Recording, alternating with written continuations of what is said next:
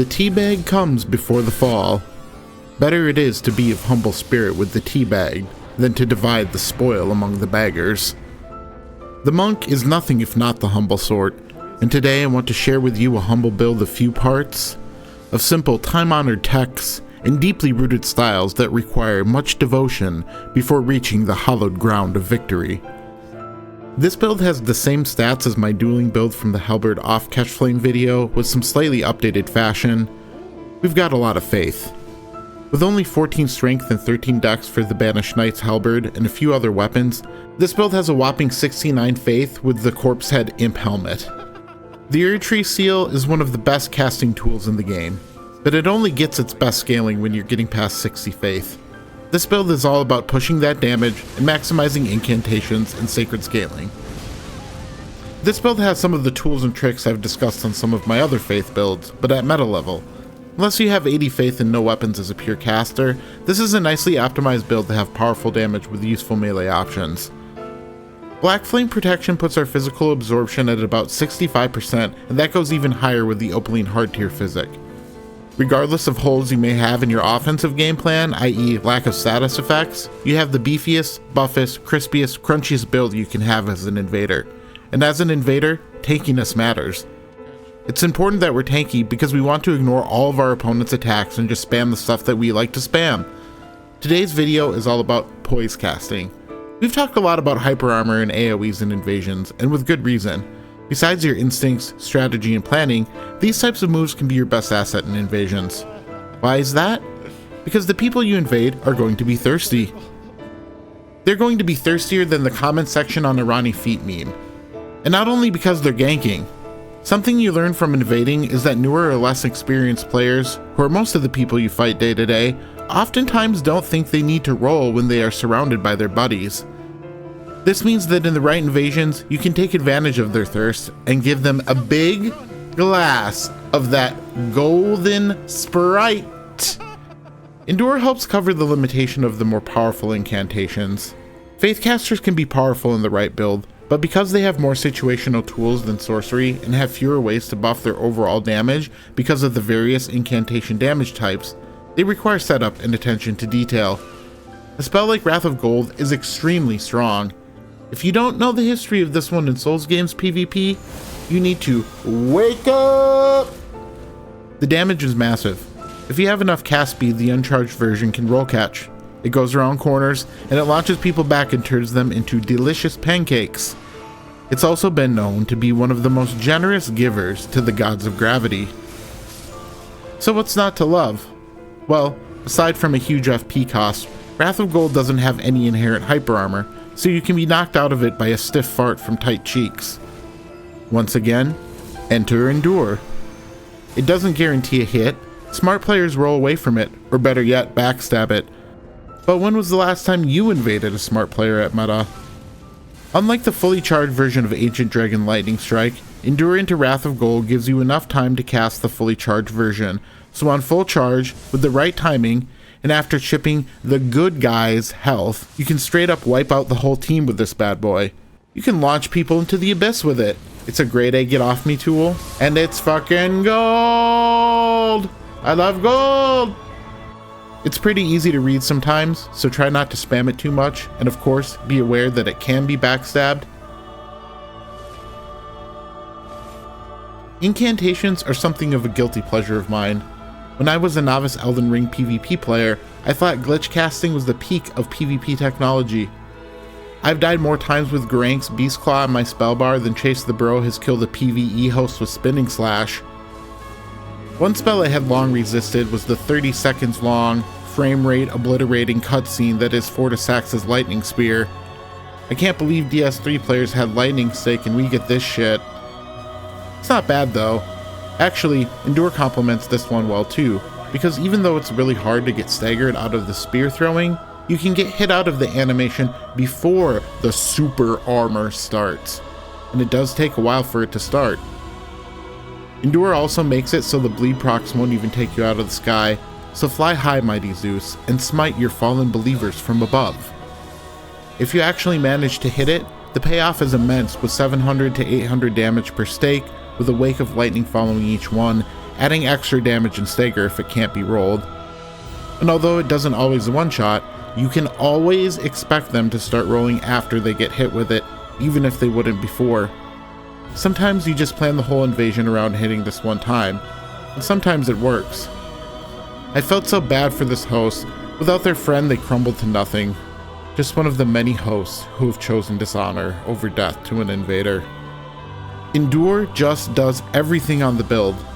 It can make it so you can start a catch flame vortex, but more on that later. It's also one way that you can fish for backstabs on the build.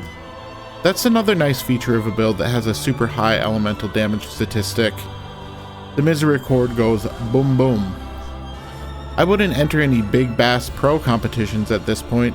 I'm just a junior fisher in Elden Ring, but I hope my grandfather would be proud.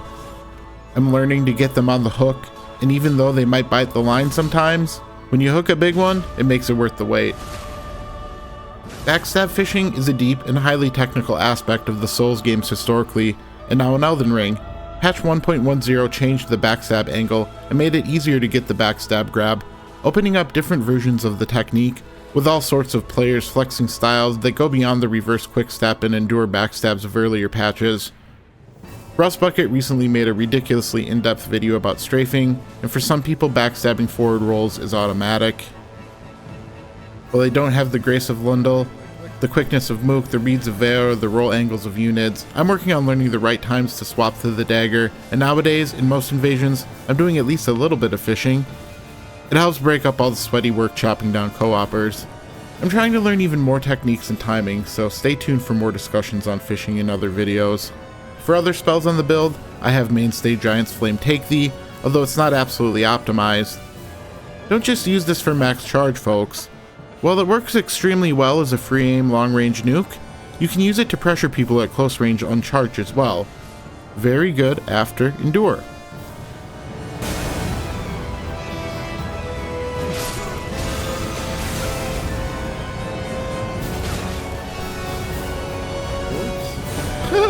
He like spun off the end.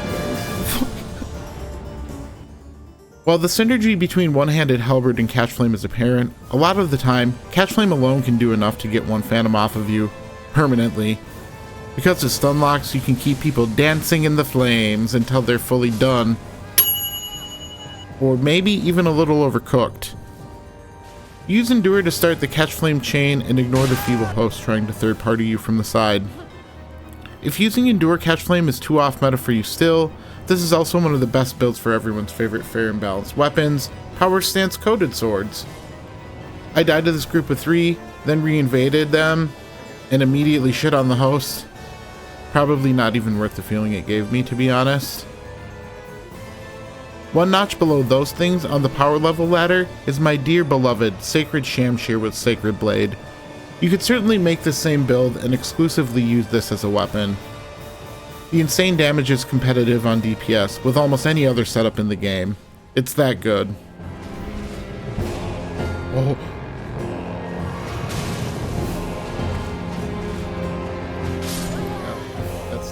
Of course, no 70 Faith build would be complete without Black Flame Tornado. Although you have plenty of other AoE and hyper armor options on the build, this is a quick one that, if it hits, guarantees more damage than any of your incantations. Black Flame Tornado is one of the only Ashes of War in the game that has Flame Art as its native scaling affinity, and Flame Art scales with Faith. So as you can see very well from these clips, a full Black Flame Tornado can deal around 1700 damage to someone in a full suit of chunky armor on this build. As always, excellent for crowd control and corner trapping, very fast hyper armor, although it can't withstand a Colossal, so be careful who you do this around and when. This traps people in it if they get hit by one of the ticks in the proper range, and if they roll the last hit wrong, they get burger flipped. One of the most fun Ashes in the game, and the best build to put it on. I have the mandatory Pocket Sand, which is still powerful in spite of it being nerfed. Certain Poise levels can't withstand the Sandman. And of course we have Big Rock. Big Rock is beautiful rock. Big Rock is strong rock. Can throw far rock. I need to use this more, and it has some awesome applications on a max cast speed build. Mook was showing off some nice no-looks on his stream the other day, and it looked dope, so I might try the max speed Sand and Rocks build soon. While this version of the build forgoes the Azure Staff for the Endure weapon, I do have the Radagon Tally equipped in most of these invasions for 30 virtual dex. If you make this build at a higher level, definitely consider adding Dexterity for more cast speed, but if you don't have a problem equipping the Radagon Tally, 30 virtual Dexterity gives you enough cast speed for your incantations to be viable in invasions.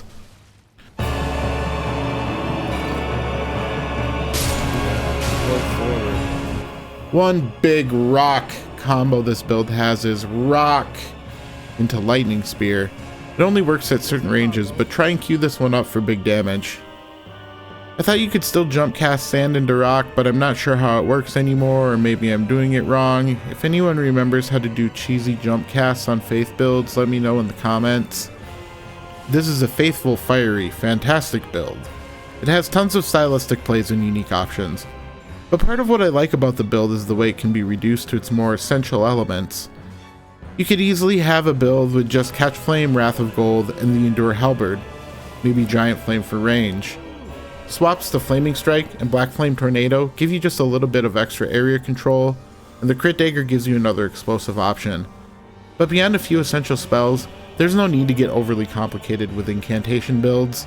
The stats do enough on their own, and if you can learn the proper way to use the fundamental tools you have at your disposal on a simple build, it will make it easier to add a new muscle memory and different swaps on future iterations of the build. Focus on what your build does best, and have faith, your skill will grow from there. This was a great invasion. It had a little bit of everything. Had the very nice Wrath of Gold kill, then a nice backstab. Didn't get that hit, huh? Wow. Build is strong. I wonder if they know how to use that skill. And then a nice guard break crit. Thanks so much for watching. Like and subscribe for more Elden Ring PvP content as we get closer to the DLC. It's coming, everybody. It's not just Cope. I swear it's not.